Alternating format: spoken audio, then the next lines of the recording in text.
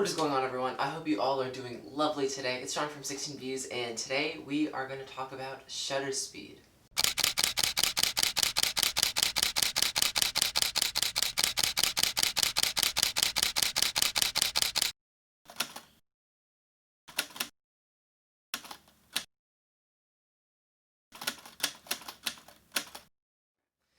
So I've done videos on ISO and aperture, and if you want to see those videos, link in the cards right here. I think I finally gotten down which direction to point.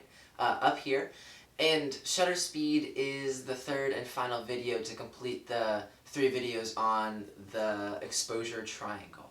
You know that sound you hear when you click the button to take a picture on a camera? That is the shutter.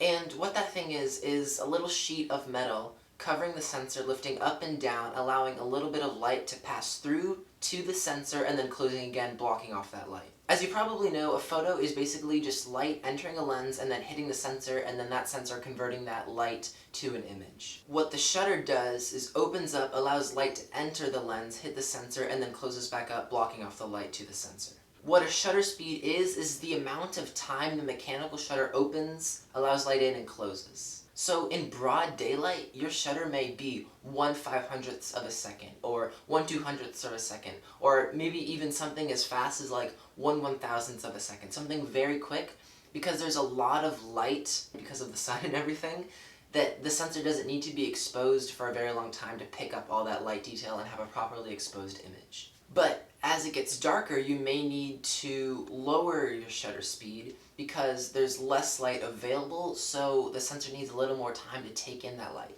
So as you can see here, this picture of the Milky Way, to get this picture, I actually had a 30-second shutter speed, which means that the shutter was open and the sensor was exposed to the lights for a full 30 seconds because it's so dark and the sensor needs all that time to take in all the light from the stars because the stars, aren't very bright. One thing to understand about shutter speed is how it affects the motion blur in your photo. And motion blur is, like it says, the blur you see when you cause motion. Like, let's say you wave your hand in front of your face really quickly. You don't quite see your hand in perfect sharpness. You kind of see a blur. Like, you can see it right now. There's a blur of where my hand was, and that's what motion blur is. With a fast shutter speed, something like 1/500th of a second or 1/1000th of a second, you're freezing that 1/100th or 1/1000th of a second moment in time.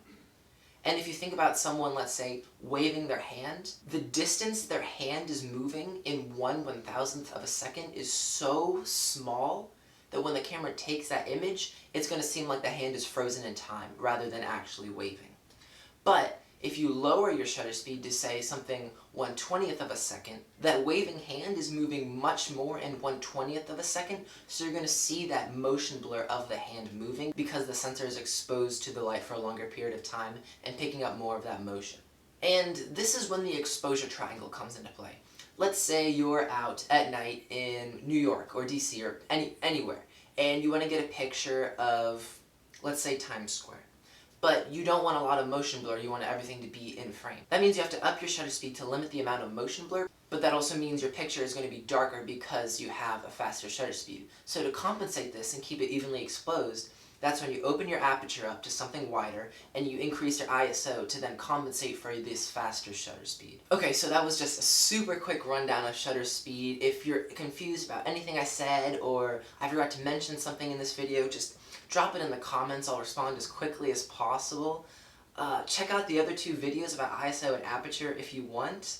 If you kind of want to complete that exposure triangle trifecta and know all about it. If you don't feel like subscribing, totally fine, I understand. It would mean a lot, but you don't have to. Just drop a like on this video. This is John from 16 Views. See ya.